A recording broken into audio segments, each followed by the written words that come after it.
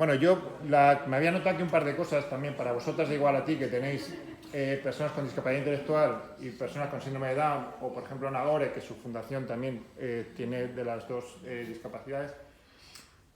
¿Cuánto veis la diferencia en el envejecimiento de unas personas con síndrome de Down o las personas que son de discapacidad intelectual? Si es distinto, si es más tardío, se detecta de otra manera, no sé. A ver, he comentado un poco antes, sí que hay diferencias. La fundamental pues eso, es el Alzheimer, pero sí que es verdad que en otras discapacidades intelectuales, sobre todo en autismo, sí que hemos visto que a partir de los 40 también hay como un cierto retroceso, un cierto bloqueo, sí empiezan a aparecer cambios de conducta también, empiezan a aparecer cosas. Es cierto que si el síndrome de Down es algo muy nuevo y no tenemos con qué comparar, en otras discapacidades todavía hay muchas menos referencias, hay mucha menos bibliografía, y entonces es todo como pues vamos investigando y vamos viendo qué es lo que está pasando, pero sí se ven muchas diferencias. Sobre todo diferencias en lo tardío que aparece el envejecimiento. Nosotros ahora mismo tenemos alguna persona con 70 años y con 72 que están en el centro y cumplen requisitos para estar en el centro, que no están envejeciendo. Igual como una persona sin discapacidad, pues con algún problema de salud, con algún enlentecimiento motor, pero están ahí. Pero nosotros no tenemos autismo, tampoco tenemos otras discapacidades afines y síndrome de Down. Y por hilarlo, quiero decir, vosotros porque nosotros ya os hemos comentado que nuestra asociación no tiene personas muy mayores, ¿no? Hasta 50, ¿no? 40 y pico, 50. Si veis que es realmente que pasa siempre, es decir, no llega a nadie con 45 años y no se le noten ya ciertos signos, o sí que hay personas que, oye, que hasta 50, 55, no sé, quiero decir, sí que es más habitual, pero ¿hasta qué punto? No es tan estricto, o sea, al final son medias, pero no es tan estricto, o sea, que sí que estamos notando que igual a partir de los 50, 55 empiezan a aparecer cosas, pero antes pues hay muchos que están estupendamente, incluso lo que os he comentado, que hay personas que de repente empiezan a vivir con hermanos, cambian el estilo de vida y es que parece que están hasta más jóvenes y tienen más capacidades que antes, y después es que ha ido creciendo su capacidad en vez de, bueno, que a partir de los 40 parece que esperábamos ya menos y no ha sido así. Es lo que os he comentado, tenemos una usuaria de 75 y ha estado muy bien muchísimo tiempo. En los últimos años pues, ha tenido un ictus, que es algo también diferente, o sea, ella ha ido como rompiendo todos lo que no pasaba, pues a ella le ha ido pasando. Y ha estado súper bien hasta ese tiempo. Yo te digo, tenemos gente de 50 que sigue autónoma, viviendo en su casa con apoyos, no es tan rígido. Es verdad que hay que empezar a estar atentos a esa edad, porque es cuando empiezan a aparecer, muchas veces son pequeñas cositas y tarda tiempo en verse algo más significativo. Pero bueno, sí que pondría un poco más la barrera, donde empiezas a ver más cosas, son 50 y algo, ya empiezas a decir, uy, ya veo algo, Pero bueno, y habrá casos en los que es verdad que el Alzheimer está ahí, pero no de la cara tan radicalmente, ni sea tan rápido el proceso. Entonces, bueno, es algo que se sabe, pero que ni a todos va a ser igual, ni hay una edad que después, a partir de este año celebramos los 45 y ya la hemos liado. Para nada. Yo digo que hay gente que ha ido aumentando sus capacidades de una manera increíble y que no nos esperábamos, pero es así. En nuestro centro ocurre un poco lo mismo, cada persona es única, pero no lo más habitual es, como ella dice, a partir de 50, 55. Ahora mismo hay una persona que sí que está con un deterioro cognitivo, pues que tiene 65 años, y hasta hace un año y medio, pues ha estado bien. Vale. Entonces no es tan matemático. Es verdad que sí que hemos visto que una vez que empiezan los signos, una vez que hay una evidencia ya, e incluso pues ya podemos tener un diagnóstico, luego el proceso de deterioro es muy rápido. Sí, o sea, que una vez que hay ese diagnóstico que ya lo hemos visto, el proceso lo vas viendo y dices, es muy acelerado. Eso sí que en la mayoría de casos que hemos tenido ha sido así. Vale. Voy a hacer otra pregunta a vosotras porque... perdón, Elisa. Como solo miro para allá... Bueno, muchas gracias, lo primero, por las intervenciones. Yo quería preguntar... Perdón, la de fuera. Elisa es nuestra coordinadora de la asociación, ¿vale? Yo soy la coordinadora de Down La Rioja. Me parece muy interesante todo este tipo de signos de detección precoz, de estar muy atentos en las entidades, en las familias. pero sí que me gustaría preguntaros desde vuestra experiencia, tanto al doctor como a Nagore, a nivel médico y a nivel de intervención, una vez que detectamos qué tipo de intervenciones son las más eficaces para frenar el avance, para paliar, o si realmente no tenemos mucho que hacer. Porque sí que hacemos todo este tipo de acciones preventivas de vida activa, de estimulación cognitiva, de relaciones sociales, de fomento del trabajo, es decir, todo lo que bueno, pues comprendemos que es necesario para tener una buena calidad de vida y por ende un envejecimiento. Encontramos estas señales, ¿qué es lo que tenemos que hacer? Así ya, de inmediato. ¿Qué funciona? En medicación, o sea, en el ámbito médico y en el ámbito de la intervención. A ver, lo primero es establecer la sospecha. La sospecha, independientemente de que las familias tengan una sensibilidad muy alta, cuando se hacen medidas sistematizadas y continuadas, la sensibilidad de los test es mayor a la detección que la sensibilidad de la familia. Eso es así. Otra cosa es lograr entrar en programas como lo que ha planteado Mariano, que me parece un avance muy importante. Luego, la prevención del Alzheimer como tal existe. Hoy en día hay mucha literatura a favor de que el Alzheimer se puede prevenir. Y eso es real. O sea, eso no es una entelequia. Lo que pasa es que la prevención de Alzheimer no empieza cuando tienes problemas, ni empieza cuando se te ha detectado, sino que la prevención de Alzheimer empieza a partir de los 30, 40 años. A nivel de intervención, si veis la televisión, en población general, como estoy hablando de pacientes con síndrome de Down, empieza mucho antes. El tema de la alimentación, que hablan de los ácidos grasos de cadena larga, de todo ese tipo de intervenciones no se puede empezar a los 65, a los 70 o en proporción en personas con síndrome de Down a los 40 o a los 35. Toda esa prevención hay que hacerla antes. Cuando se habla de envejecimiento saludable, de prevención de Alzheimer, todo esto hay que hacerlo antes, mucho antes, en el desarrollo vital de las personas.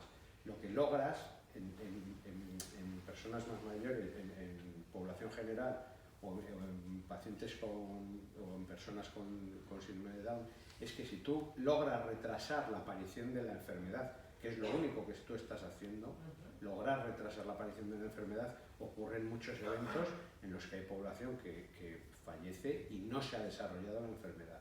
De tal manera que es una prevención bueno, a la aparición de síntomas.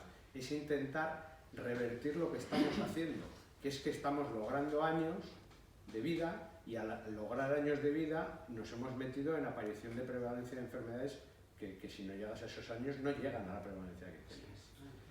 Fármacos. Fármacos, hoy en día no existe ningún fármaco que prevenga la enfermedad de Alzheimer per se, como tal, ningún fármaco.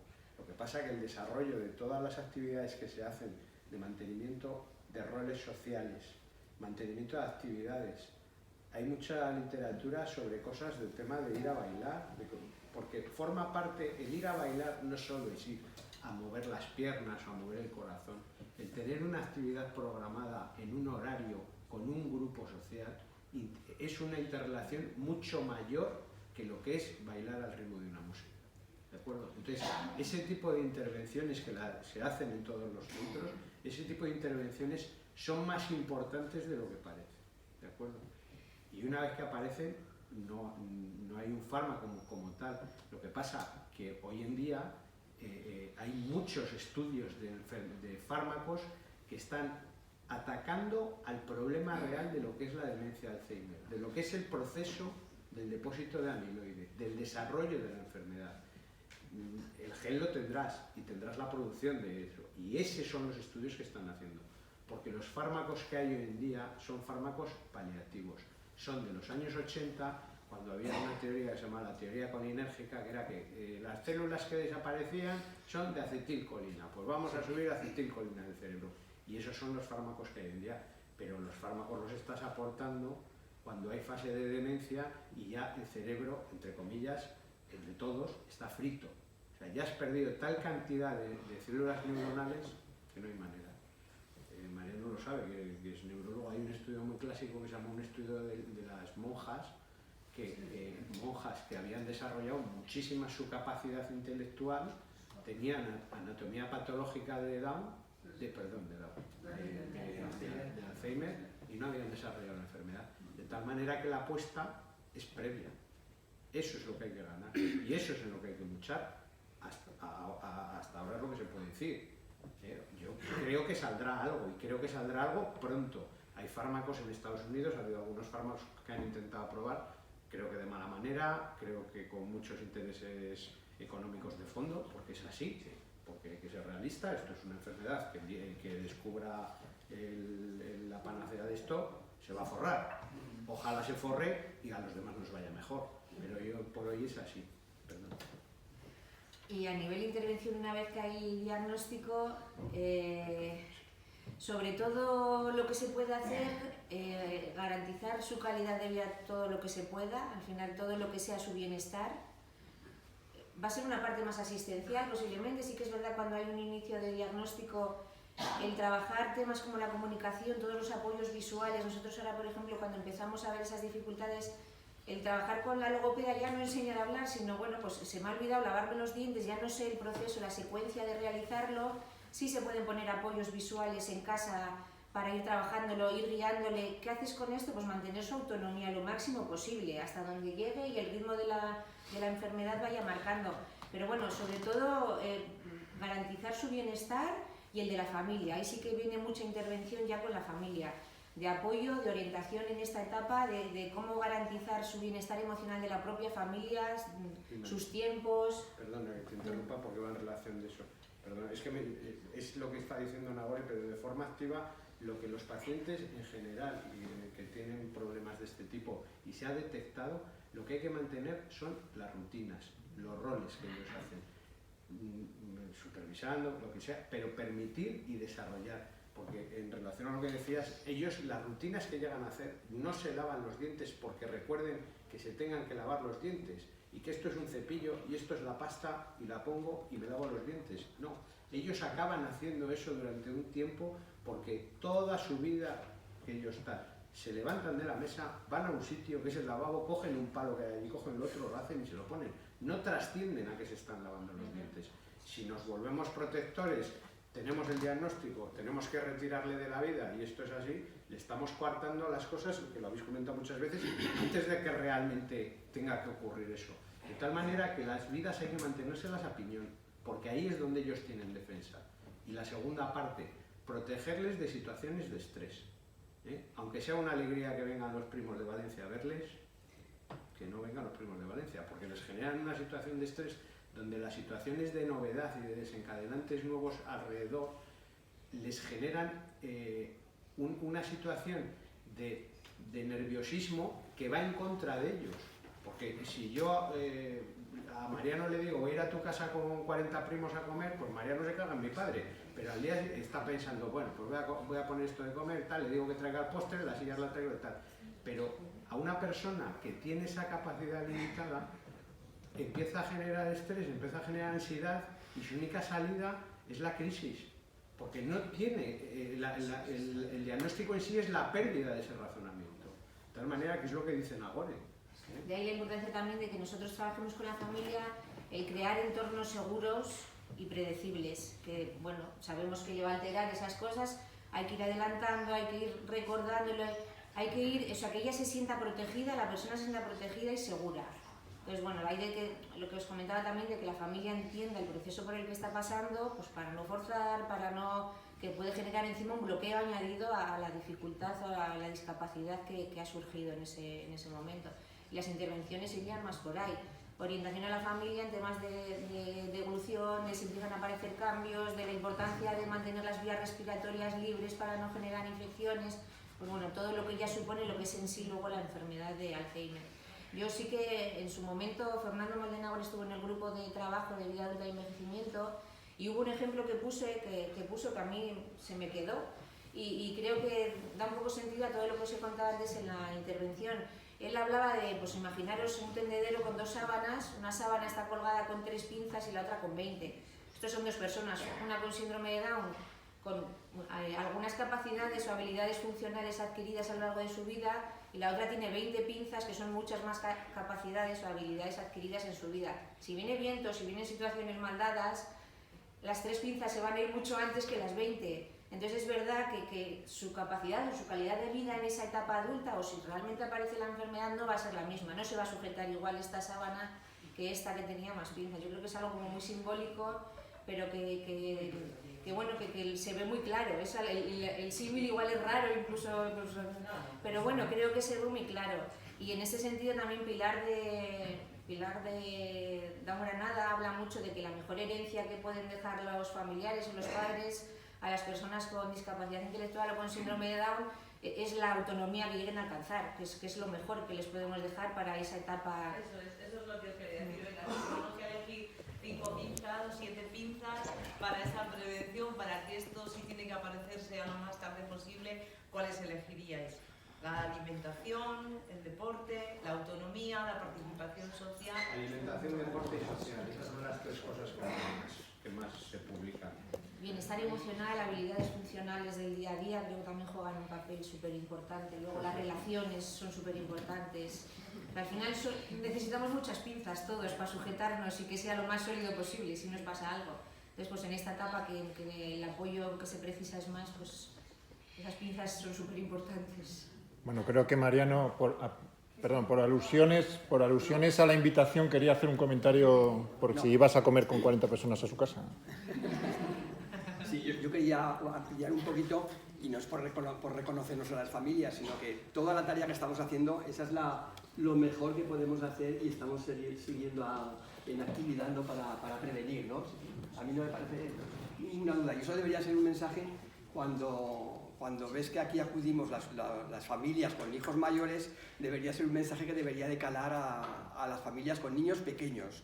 Eso, yo lo recuerdo cuando estaba en ejercicio, que decía a la gente, cuando había una charla y veías a más gente mayor que a gente joven. No, la que tiene que venir es la gente joven. Nosotros probablemente ya no tengamos remedio, por lo que tú decías de que las lesiones son muy precoces mucho antes de que aparezcan los síntomas, ¿no? Y yo creo que eso es fundamental, es decir, seguir lo que estamos haciendo con más matices y más perfeccionamiento. Y otro comentario, siguiendo en comentarios positivos que quería hacer, es que no solamente vamos a poner en marcha esto, sino que desde el Servicio de Neurología de aquí nos van a ofrecer contactar con el Servicio de Neurología y una unidad de demencias con personas con síndrome de Down del Hospital Clínico de Barcelona para ampliar estudios y posiblemente participar en ensayos clínicos. ¿Qué quiere decir? Pues que la población con síndrome de Down es una población idónea para estudiar la enfermedad de Alzheimer para toda la población en general. ¿Por qué? Porque ya sabemos que tienen esas lesiones y entonces se va a estudiar muy bien si esas lesiones no progresan, disminuyen, si no aparece la clínica, y se va a beneficiar todo el mundo y también, por supuesto, nuestros hijos o los que ahora todavía no tienen ni asomo de que vayan a desarrollarlo, ¿no? Y eso también es un mensaje positivo y que creo que tenemos que implicarnos, ¿no? Porque todos vamos a salir beneficiados. Por allí al fondo teníamos una pregunta o comentario, lo que quieras. Comentario también. Bueno, yo soy Inés Aguado, soy gerente de Geronto Rioja. Tenemos 4 residencias de personas mayores aquí en la comunidad autónoma. Lo primero, tender la mano, porque dicen, queremos hacer cosas, encantados, pero ¿dónde estamos?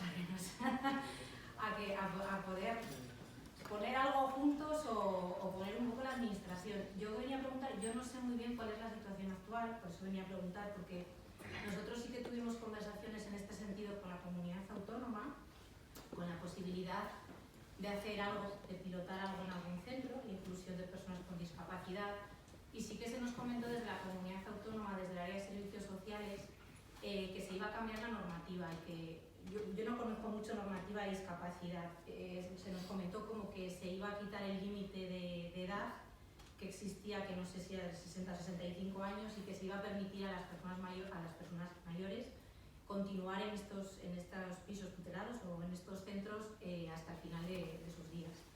No sé si eso se ha modificado o no. Sí que es cierto que también nos hablaron que eso aumentaba la problemática, porque era que las listas de espera, que ya son enormes, no iban a tener rotación, porque si tú al final esas plazas las dejas estables, pues no iba a tener posibilidad de entrar. Entonces no sé cuál es la situación actual. Pues la situación actual es que eso se ha dicho de manera verbal, por escrito no hay nada todavía, pero sí que la realidad que estamos teniendo es que no se están yendo las personas, o sea, están permaneciendo en nuestros centros. Antes comentaba que hay una persona incluso con 72 años y como reúne condiciones aún sigue estando en la asociación. Lo comentaron, pero por escrito no tenemos nada.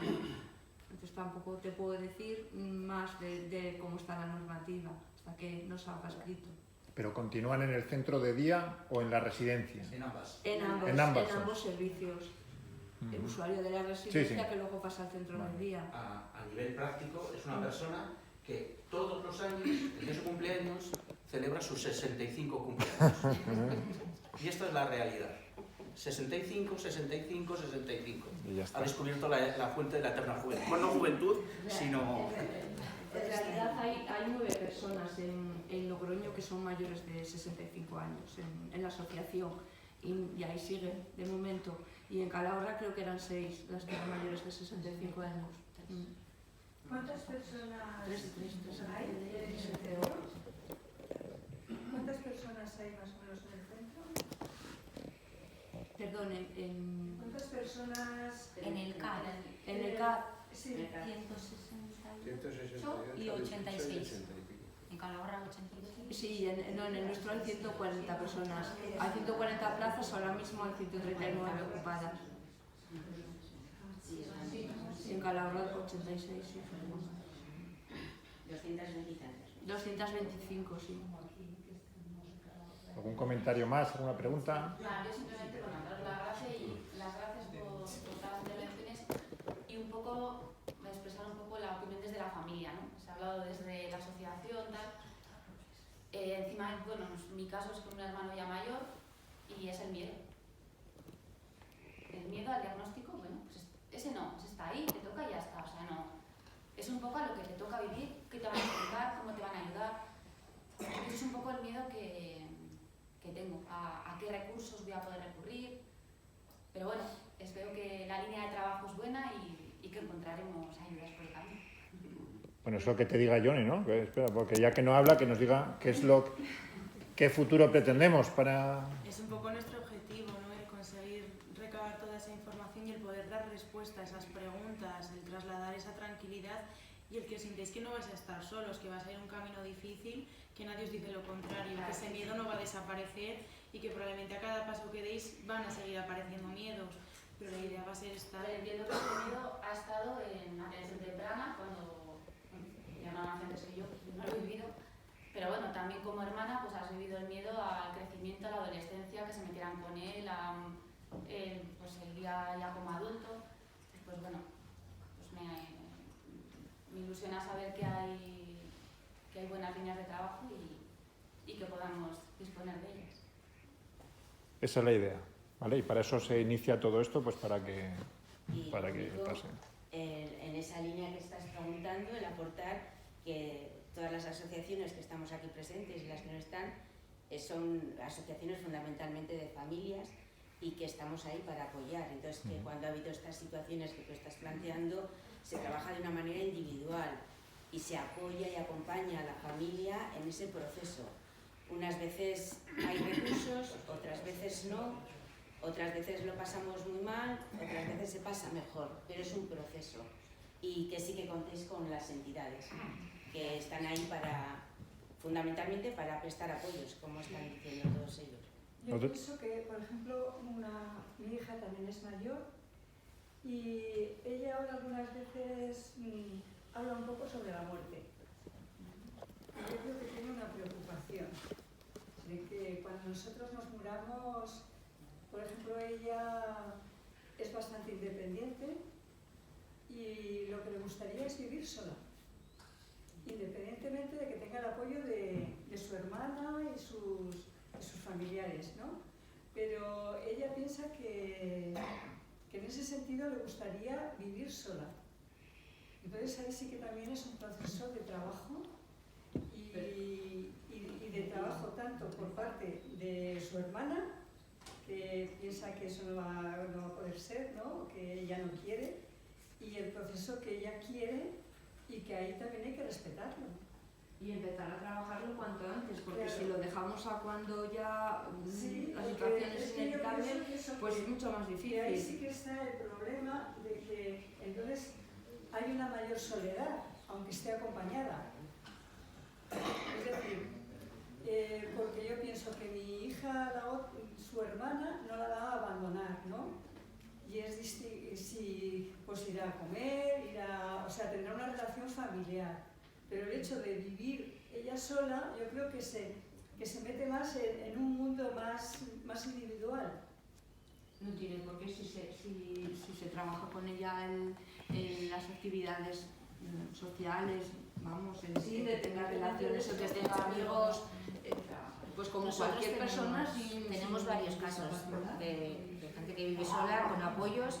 Al final mantiene el apoyo que tiene, garantiza un poco que bueno, que no vaya a dejar actividades, que tenga una serie de relaciones. Y encima incluso es más estructurado, igual que si es en tu casa con tu hermano, que vives más un poco su ritmo, sus relaciones. Es lo que ha elegido. Incluso hay veces que dicen, es que quiero estar sola un rato. Es que lo tenemos todo tan organizado muchas veces, que es que igual les apetece estar solos también y vivir esa tranquilidad. Es verdad que hay que ir trabajándolo y que sabemos que va a haber un momento en el que no van a poder vivir solos porque sus necesidades van a ser mayores de las que, pero la posibilidad está. También es cierto que puede vivir con muchas necesidades y subir más los apoyos, incrementar esos apoyos que vaya a necesitar. Las experiencias existen, o sea que es algo... Yo, a través, por ejemplo, también de la asociación, ¿no? Y de las charlas que se puedan hacer, porque claro, hay mucha gente que es verdad, es muy respetable. Sobre la muerte es un tabú que no se habla. Entonces, incluso en personas sin problemas, ¿no? Hay personas que no quieren oír hablar de eso, ¿no? Pero yo creo que si ella de alguna manera lo habla, ¿no? O lo pregunta, y te vas a morir, y cuándo tal, o sea, entonces, si eso también se trabajase dentro de las charlas de la asociación sobre la muerte, de una manera adaptadas a su conocimiento y a cómo ha sido la sexualidad, ¿no? La sexualidad también se ha tenido que trabajar con ella y entonces ha sido a su hijo, ¿no? Es un poco la idea que pretendemos lanzar desde Arsido, vaya, el abordar todos los temas con los que nos encontramos en el envejecimiento, ya no solo nuestra propia concepción de la muerte, también el duelo, el tema de fallecimiento de personas cercanas, de ver cómo nuestro círculo social también envejece con nosotros y cómo pueden ir falleciendo nuestros amigos. O sea, cuando hablamos de envejecimiento es hablar de envejecimiento en un tono global, no específicamente de solamente problemas de salud o problemas físicos o enfermedades, no, todo lo que aborda, incluyendo pues, estos temas, siempre y cuando, pues como bien dices, ¿no? Adaptándolo a nivel pues, más individual. Quizás unas personas lo entiendan de una forma y si aún con eso no, pues seguir adaptándolo. También necesitamos ese apoyo desde casa, no que entiendan que esto es algo que se puede hablar en la asociación y que luego vayan a casa y que no se pueda hablar. También necesitamos como ese doble rasante, ¿no? De nosotros, nuestra idea es trabajarlo, pero necesitamos esa colaboración de la familia para que no entiendan que en la asociación sí, en casa no. Sí, todos a la vez. Por finalizar, decir ya primero gracias por venir, por atendernos y por esta tarde estupenda, que hemos aprendido mogollón y nos hemos asustado mucho también y sabemos que tendremos, o sea, pero que hay opciones, ¿vale?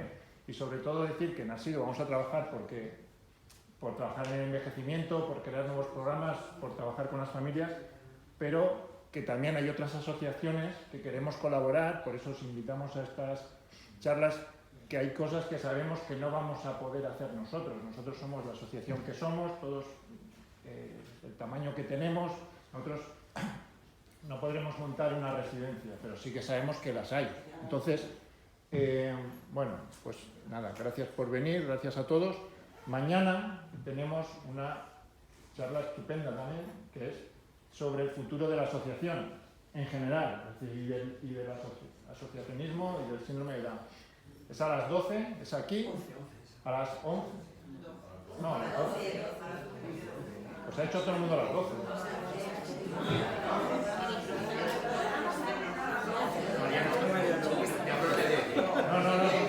a las 12.